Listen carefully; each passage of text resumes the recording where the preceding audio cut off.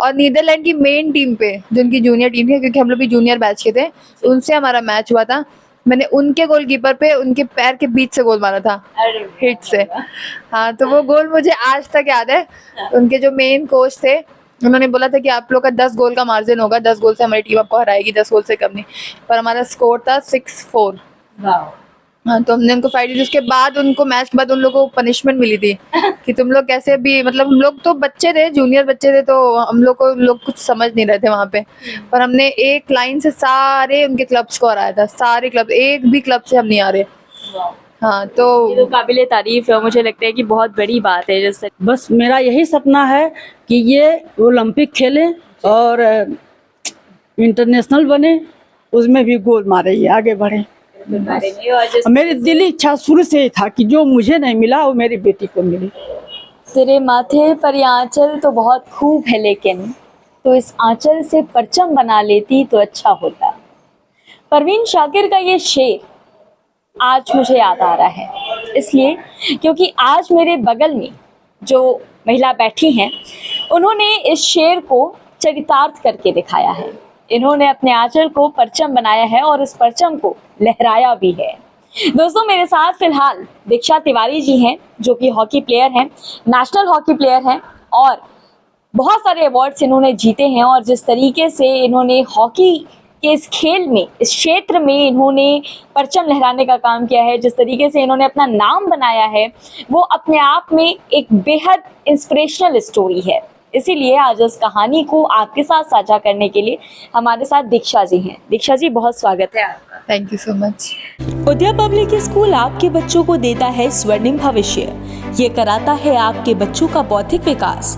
हमारी पहचान है आधुनिक व प्रायोगिक शिक्षा। हम रखते हैं छात्रों की रुचि का भी खास ख्याल।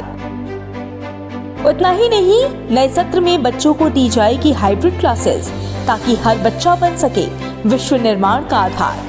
स्कूल की गुणवत्ता देखने के लिए एक बार जरूर पधारें। उदया पब्लिक स्कूल, महादेव झारखंडी, कूड़ा घाट, गोरखपुर। दीक्षा, सबसे पहले ये बताइए कि बचपन से ही सोचा था कि हॉकी का खिलाड़ी बनना है या फिर कुछ और प्लानिंग कर रखी थी? 6th स्टैंडर्ड में क्या ही बच्चे की क्या ही प्लानिंग होगी, वो तो बचपने में रहता है। पर मेरी मदर स्पोर्ट्स से ही थी और उनका इवेंट था बास्केटबॉल। अच्छा। तो उन्होंने ही मुझे पहले फर्स्ट डे ग्राउंड लेके वही गई थी। मेरा तो ऐसा कोई प्लान नहीं था कि खेलना है या क्या करना है। मैं तो बचपन से, अच्छा, बचपन में खेलना वेलना पसंद तो रहा ही होगा। हाँ, खेलना तो पसंद था, खेलना खाना बस 2 ही काम थे मेरे। लेकिन लड़कियां जल्दी जनरली जो है वो रिंगा रोजेस खेलती हैं, और भी तमाम तरह के बचपन में हम लोग खेल खेलते थे। हॉकी, बास्केटबॉल, ये सब चीजें तो बहुत, मतलब मुझे लगता है कि स्टार्टिंग से लोग नहीं खेलते। हाँ, नहीं खेलते हम, पर मेरा ऐसा था कि भाई भी है, तो मोहल्ले के भी बच्चे हैं, तो क्रिकेट, कबड्डी, खो खो ये सब खेलते थे हम लोग। और ये लड़कियों वाले गेम तो बहुत ही कम खेलते थे, क्योंकि इसमें बहुत इंटरेस्ट नहीं आता था। हाँ, क्योंकि फ्रेंड्स भी ऐसे ही थे, सब लड़के लड़कियां सब मिक्स थे, तो सारा ये कबड्डी, खो खो और ये सब पकड़न पकड़ाई ये सब खेलते थे। पर जब पहली बार ग्राउंड गई थी तब भी ऐसा कुछ नहीं था। मुझे अभी भी याद है, मैंने 1 राउंड लगाया था उस दिन। हाँ। मैं बहुत खुश हुई थी 1 राउंड लगा के। बहुत बड़ा तीर मारा मैंने जैसे। अच्छा। फिर हॉस्टल का ट्रायल दिलवाया मम्मी ने। फिर माया मैडम है, जानते हैं सब लोग उनको, हॉकी की फील्ड में तो सभी जानते हैं। अच्छा। हाँ, ओलंपियन है वो। तो हाँ, उनकी वजह से उन्होंने बोला कि हॉकी खेलनी चाहिए, खेलो, देखते हैं फिर आगे। तो हॉस्टल में ट्रायल दिया मैंने, वीर बहादुर सिंह स्पोर्ट्स कॉलेज गोरखपुर। हाँ जी, जो वहाँ वीर बहादुर सिंह सब जानते होंगे। हाँ जी, तो वहाँ पे वो भी नया नया स्टार्ट ही हुआ था, तो फर्स्ट बैच हमारा ही था वहाँ पे। हाँ, तो हॉकी में ट्रायल दिया, वहाँ हो गया। तभी भी मैं सीरियस नहीं थी हॉकी को लेके। उम्र क्या थी आपकी इस वक्त? 12-13 साल। 12-13 साल। हाँ, 12-13 साल में ही जो है वो आपकी माता जी ने आपको एक दिशा दे दी थी कि बेटा इसी तरफ जाना है, इधर उधर नहीं देखना कहीं। पर वहाँ हॉस्टल जाके भी बहुत ज्यादा मैं सीरियस नहीं थी। खाना, खेलना, मतलब एक बस ग्रोथ हो रही थी किस तरीके से, धीरे धीरे छोटी छोटी चीजें सीख रही थी। पर इतना ज्यादा कोई वो नहीं था कि करियर बनाना है मुझे इसमें, क्योंकि उस टाइम दिमाग भी इतना डेवलप नहीं होता बच्चे का। पर फिर 7th आए, 8th आए, फिर 8th क्लास में लगा कि नहीं, अब कुछ तो सीरियस होना पड़ेगा अपने लिए। तो क्योंकि टीम में भी जगह बनाना इजी नहीं होता टीम गेम में, वो भी चलो 16 में आप जगह बना लोगे, पर फर्स्ट 11 में जगह बनाना इज वेरी डिफिकल्ट। तो वहाँ पे कंपटीशन भी था, सब था, पर बात नहीं बन रही थी क्योंकि यूपी में उतना ज्यादा, हाँ इतना, और खास तौर से महिलाओं के लिए जो है चीजें और मुश्किल हो जाती है। हाँ जी। तो मैंने फिर यूपी छोड़ने का सोच लिया कि नहीं है हॉस्टल में नहीं, अब नहीं होगा। तो मैंने 9th स्टैंडर्ड में वहाँ से छोड़ दिया था। फिर मैंने ग्वालियर का ट्रायल दिया। मिस्टर परमजीत सिंह वहाँ के कोच हैं, वो आए थे यहाँ पे लखनऊ में, टूर्नामेंट था तो उन्होंने मुझे वहाँ पे देखा था। मैं खेल भी नहीं रही थी, मैं बस ऐसी बाहर ग्राउंड में बैठी थी, मैच चल रहा था, हम लोग देख रहे थे। तो उन्होंने बोला था कि बेटा तुम ट्रायल देने आना ग्वालियर में। हाँ जी।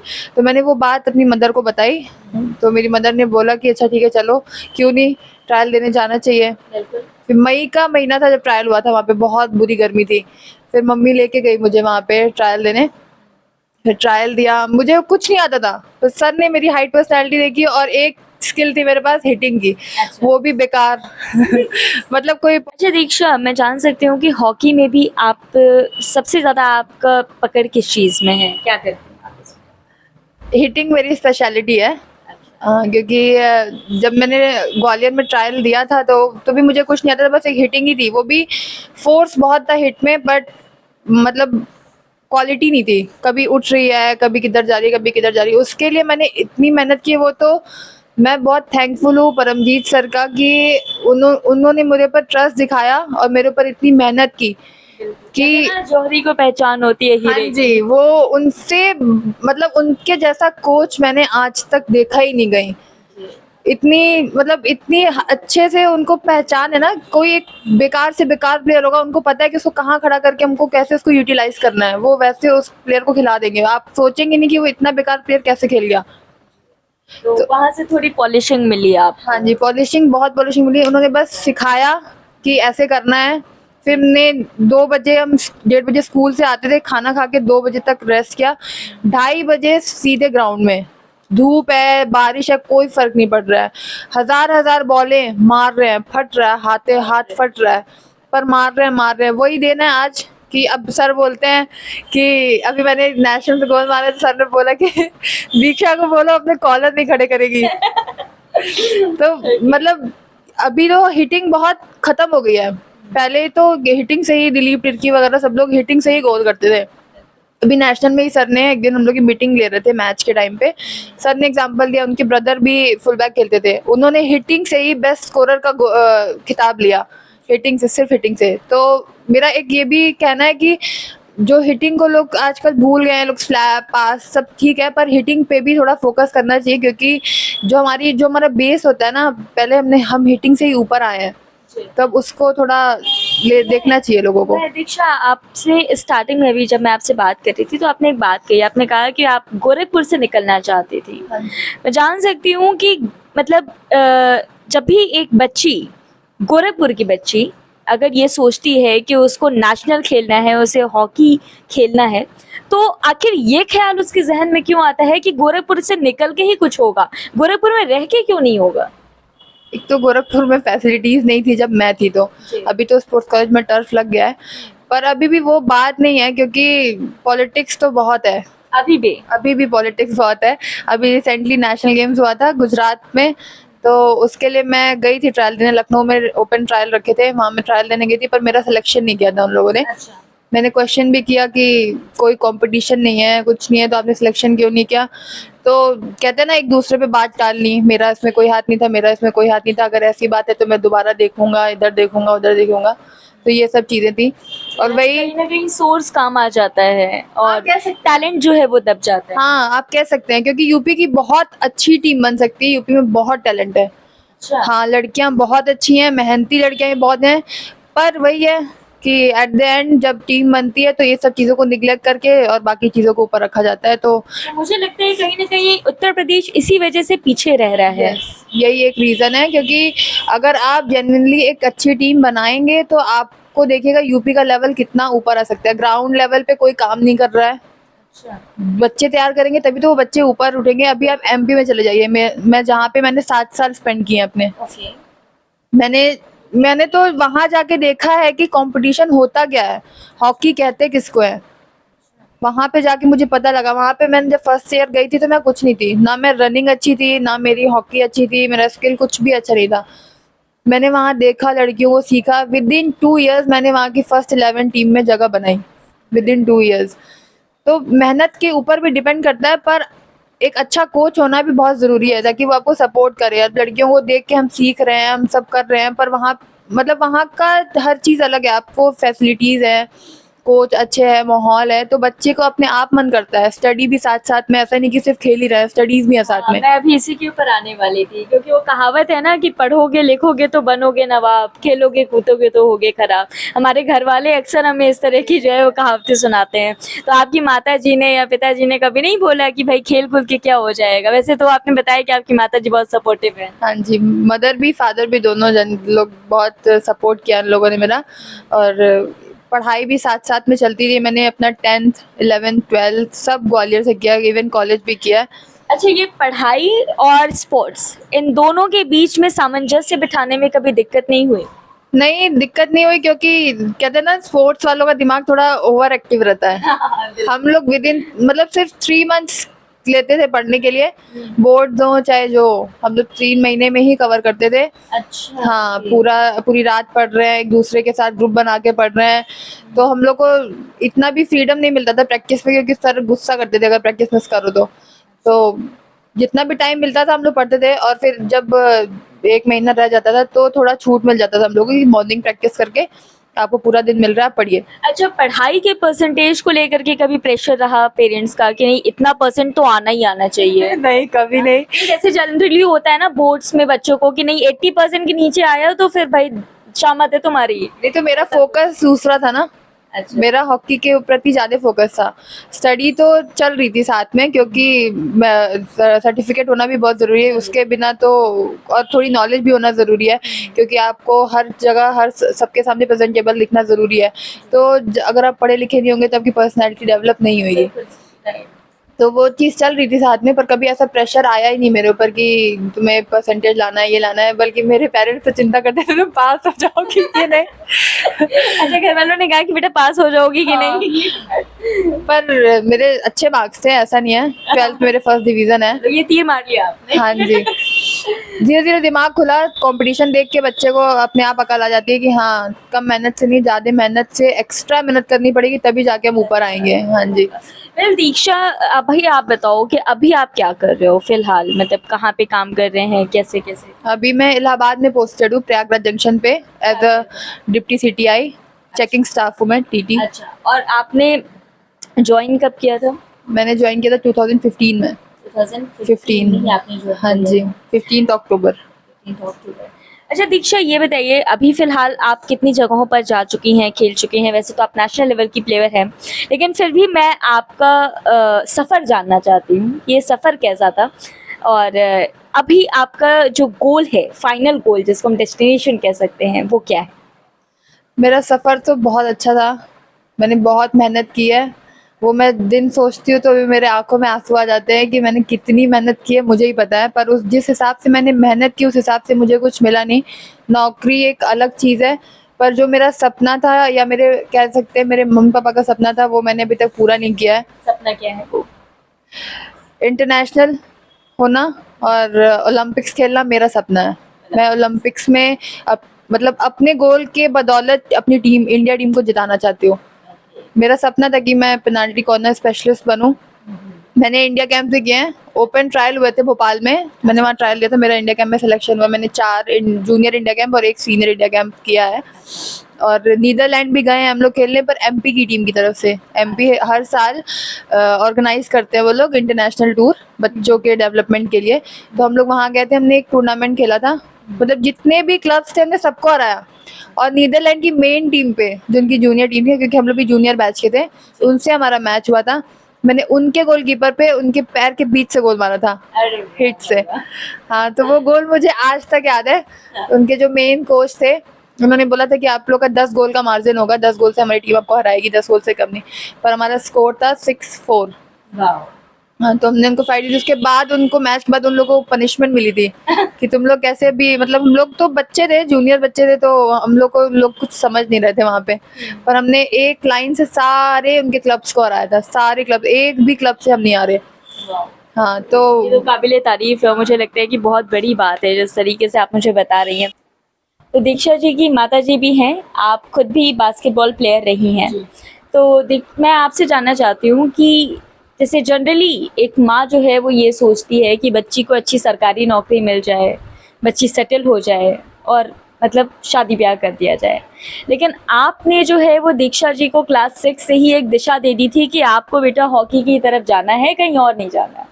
तो ये थॉट कैसे आया जहन में?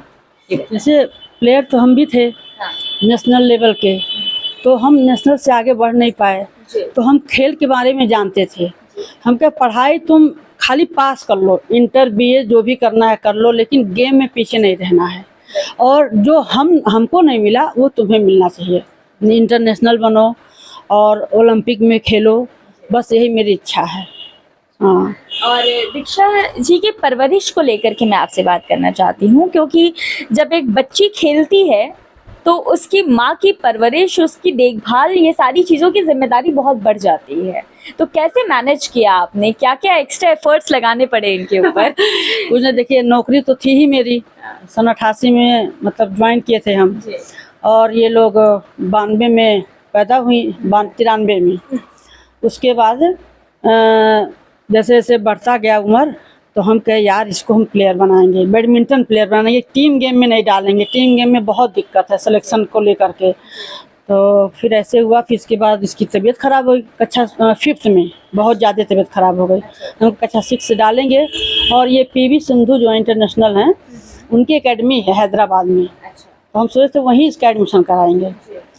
फिर ऐसे ही ऑफिस गए हुए थे तो माया दी से मिले, फिर माया दी जो अर्जुन अवार्डेड हैं ओलंपियन, तो हम कहा दीदी दीक्षा को डालना चाहते थे और बैडमिंटन में, और लेकिन तबीयत ख़राब है, बाहर जाएगी और तबीयत ख़राब हो जाएगा तो दिक्कत हो जाएगा, पास में रहेगी तो ज़्यादा अच्छा रहेगा। बोले हॉकी में डाल दो और ट्रायल दिलाओ, और आगे के लिए हम लोग हैं, जितना सपोर्ट करना रहेगा करेंगे।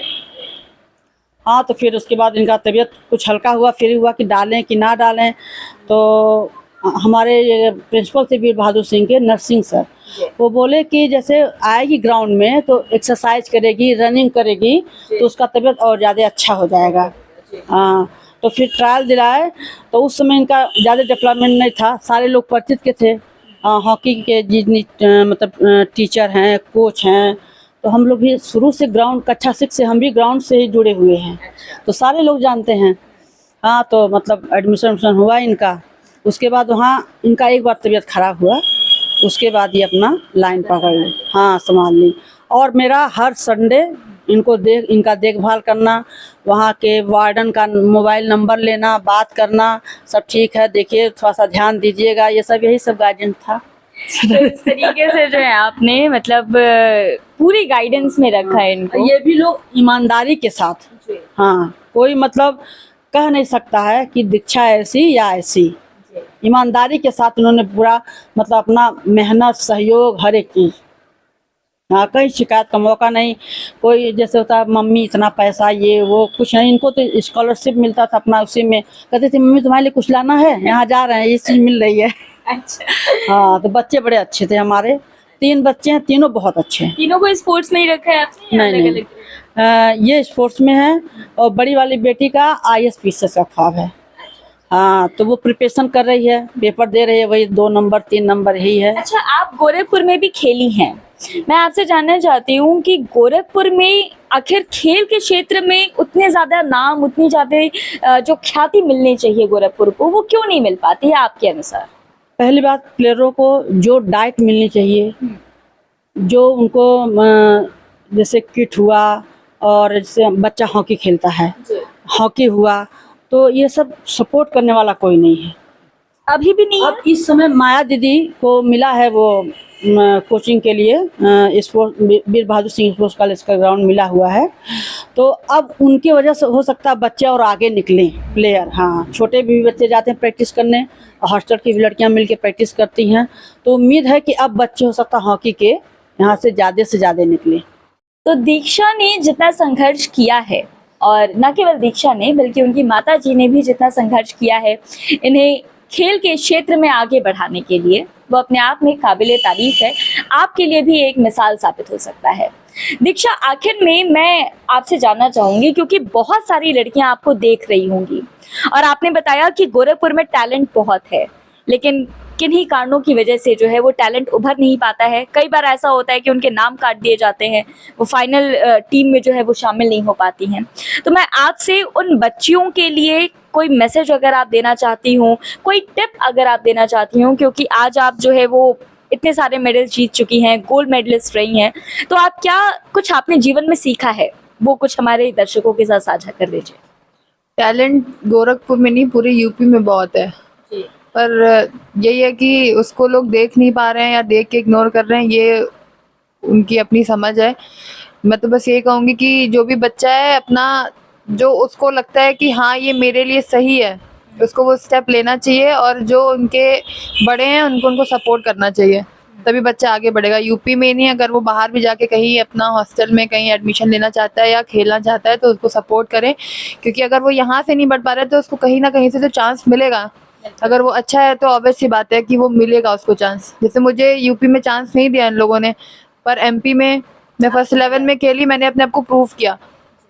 मैंने हर मैचेस में गोल मारे, इवन फाइनल में मैंने 2-2 गोल मारा है। तो ये उनके लिए एक आंसर है कि आप टैलेंट को कब तक निगलेक्ट करेंगे, तो आप उस चीज़ पे ध्यान दीजिए, और यूपी भी बहुत ऊपर आ सकती है अगर अच्छे से और ईमानदारी से सिलेक्शंस किए जाएं तो। अच्छा, मैं एक सवाल जो मेरा रह गया आपसे वो ये था कि जो लड़कियां हैं जो किन्हीं कारणों की वजह से, शायद पेरेंट्स के दबाव की वजह से या समाज के लोग जिस तरीके से बोलते हैं, आमतौर पे लोग लड़कियों को खेलता हुआ नहीं पसंद करते हैं देखना, तो उन लड़कियों से आप क्या मैसेज देना चाहेंगे, उनको कोई टिप अगर आप देना चाहेंगे तो वो हमें बताएं। टिप यही है, जो आपके मन में है आप वो करिए जिससे आपको खुशी मिलती है। दुनिया वाले तो बोलते ही रहेंगे, मुझे भी बहुत सुनने को मिलता था, पर मैंने कभी किसी की सुनी नहीं, और मुझे याद भी नहीं होगा कि मैं कोई मेरे मुंह पे आगे कुछ बोला होगा किसी ने। मेरे पीठ पीछे जो बोल रहा है बोलता रहे, उससे कोई फर्क नहीं पड़ता। आप अपना 100% दीजिए, क्योंकि कल को आपको खुद को जवाब देना है, किसी और को जवाब नहीं देना है। आप कल को अपने आप को मिरर में देखें तो हाँ आप सेटिस्फाइड हो कि हाँ मैंने अपने लिए कुछ अच्छा किया है, अपनी लाइफ के साथ कुछ अच्छा किया है। तो किसी की बात सुनने की ज़रूरत नहीं है, अपना 100% दीजिए, और मेहनत कभी बेकार नहीं जाती। कभी ना कभी आपको किसी ना किसी रूप में ज़रूर भगवान पे बैक करेंगे, तो आप लगे रहिए, कोशिश करते रहिए। तो इसी संदेश के साथ चलिए दोबारा मिलते हैं गोरखपुर लाइव पर। दीक्षा की ये कहानी आपको कैसी लगी हमें कमेंट करके ज़रूर बताइएगा। बने रहिए गोरखपुर लाइव के साथ। नमस्कार।